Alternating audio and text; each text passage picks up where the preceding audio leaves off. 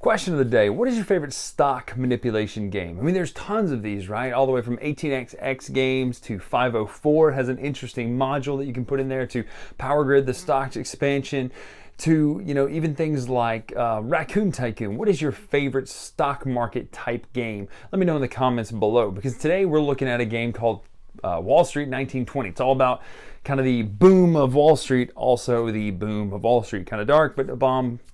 And even though it really doesn't have to do with the bomb is just kind of what stops the game. Essentially, it's a stock market game all about going around a board and buying stocks, buying shares, hoping that you have enough to at least break the minimum threshold of what you have to have in order to score points at the end of the game. Let's take a look at what this round style, well, it's not really a rondelle, but it's kind of a modular rondelle, a mondelle.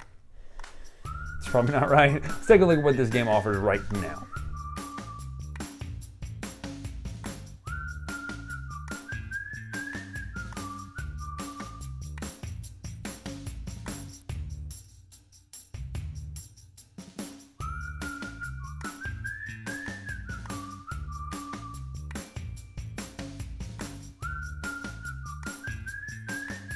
So this is your setup for 1920 Wall Street. Everyone gets a capital card starting with the 4 and red 8 facing up. Put your disc on it to show which color you're playing. You start with $4. The game itself is stacked out here based on the player count. You'll take 2 of the initial double stocks if you're playing in a 2-player game, 3 and a 3-player, 4 and a 4-player. And then you're going to take 3 other cards from this deck here, which is basically a mixture of the market fluctuation and the stock decks, as well as somewhere on the bottom there's a bomb. Yeah, that really happened. Anyway, that's at the bottom of the deck, but these cards mix up and you take 3 of those cards, put them out here, as well as a market fluctuation card. That will reverse the market fluctuation card, which will determine the order in which people move around the board. So essentially you're going to be moving around and buying these stocks up, adjusting the prices based on where they are. You can sell cards to potentially get some money back, but the good thing is you already have a certain amount of capital, so you may not need to get too many coins, but points are based on, at the end of the game, if you have an amount of stocks based on the price, but you have to have the minimum value of stocks based on player count. So 1 to 2, or 2 to 3, 4 to 5. So in a 2-player game, you have to have at least 8 corn cards or corn stocks in order to count. And you'll count the value of the corn shares, or the value of the corn stock times the amount of shares that you have, as well as the rest of the stocks, on and on and on, to that minimum value. The idea is basically you're going to move around the board, buy the cards. You could say, I want to pay for it and discard it instead. And when you discard, you could potentially take the top card off the deck. When you discard, though, these 3 stacks on the discard board are going to stack up. At the end of the game, the board, the column that has the most cards in it, is the negative detriment that everyone has to take at the end of the game. So things like your golden stocks don't count for wilds, they count for 3 coins instead. Or you drop a share, or things like that. So it's really kind of painful things, but it's all dependent on what ends up with the most cards at the end of the game. You're going to move around the board, and each space you move is a coin in between. So you're essentially going to have to pay them to move them. So if I want to move here to this space, it would cost me 2 coins. 1, 2, plus the cost of it. So this would cost me 5 coins. Now, again, it comes off of your capital, so that's 4, meaning I have a deficit of 1. I would pay the 1 to the bank, and then I would be able to take that card. Now then I could either discard it to get this one, or I could keep it in my stocks over here.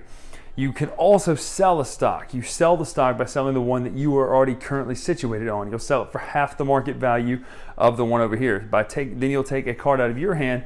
When sold, you take that card and the top card of a deck and put it out there, and essentially become a 2-card stack. But it's potentially better to buy it later from someone else if they want to buy your card later. There'll be 2 cards out there. And the last thing you can do is just increase your capital. You can spend your action to increase your capital to where you have more of a nice solid cushion, all the way up to 8. To buy stocks from. So that is essentially what's going to happen. You're going to keep doing that until someone shows the bomb card at the end. When that bomb card goes, if you're the first player, that's the end of it. If you're not the first player, it's going to finish out until the first player goes, at which point the game will end. You will score, again, based on that rubric I mentioned a few minutes ago. Minimum cards, minimum shares is how much you have to score in the stock value. Ties are broken based on who has the most capital, and the tie from that, it's a shared victory after that. So that is Wall Street 1920. It is a kind of a rondel that changes because it's a card system, so a modular rondel. I'm going to go with Mondale, actually. You go around this board and you're potentially moving and buying, right? So what do I like about this game? Well, the art to me is a little weak. Actually, I thought the art was a little bit weak and it looked a little bit flat, and it wasn't kind of my favorite. Of course, when you're comparing it to other stock market games and you're looking at something like a Raccoon Tycoon, it's hard to make that comparison, right? But I didn't think the art did any justice. I feel like it was trying to be too serious. Almost, it kind of looked like the new Brass art, but it didn't have enough substance in the rest of the box to really go with it. I'm not saying the images look bad. I'm not saying the quality looked bad. I'm just saying it didn't seem like a full picture to me to really come across, because some of the cards were just the shares with an image of the, and that doesn't really match, right? Why would you have kind of a digital ticker line, stock line, when you have more of a, I mean, I guess it could be technically drawn on the graph, but you know what I mean? It just didn't mesh with me. It's not bad art, it's just there, if that makes any sense. So art aside, let's talk about mechanics. The mechanics of the game are interesting. I like this kind of movable rondel, and I like the fact that you can switch the direction. I like the fact that you have to go in the order that the market thing says. So it's nice that there's some variation there. I like the fact that you're buying these shares and hoping that you get the minimum threshold. I think that's a cool difference, instead of someone just saying, well, I'll just mess with everybody and try to buy up everything. It doesn't matter. At the end of the day, you're going to have a minimum threshold of cards, or shares, I should say, in order to score it all. And I like that. I think that's a nice way to do that. As far as a lighter stock market experience, it does have, what this reminds me of is a little bit like Raccoon Tycoon Light meets World's Fair what year is that? 1893. Both are fantastic games. Both kind of deal with having some enough of a certain thing, but the moving around the World's Fair, right? By the way, check that game out. It's a great game. Moving around to get the cards that you want, but also kind of the mixture of Raccoon Tycoon with a very light stock market manipulation thing, right? Because you want to boost those stocks up on the one you want so that you can sell it and get half, right? I like that. I like any kind of modular or light stock manipulation games that are out there. And so this one actually does a pretty good job of it, especially at the size of the game. It's not a very big game. It's not a very long game either. So the way you play it actually feels, it's nice to get a stock market kind of feel with modular stocks and modular companies that you can manipulate, and hopefully you have enough points at the end of the game without kind of bogging it down in some of the mundane that can happen. And I use mundane not in the Agricola is a mundane farming game, but in the pejorative sense of like, it's kind of boring. This actually does a good job of kind of riding that fence of taking a topic that could be looked at as mundane and making it exciting. I like the stock market theme.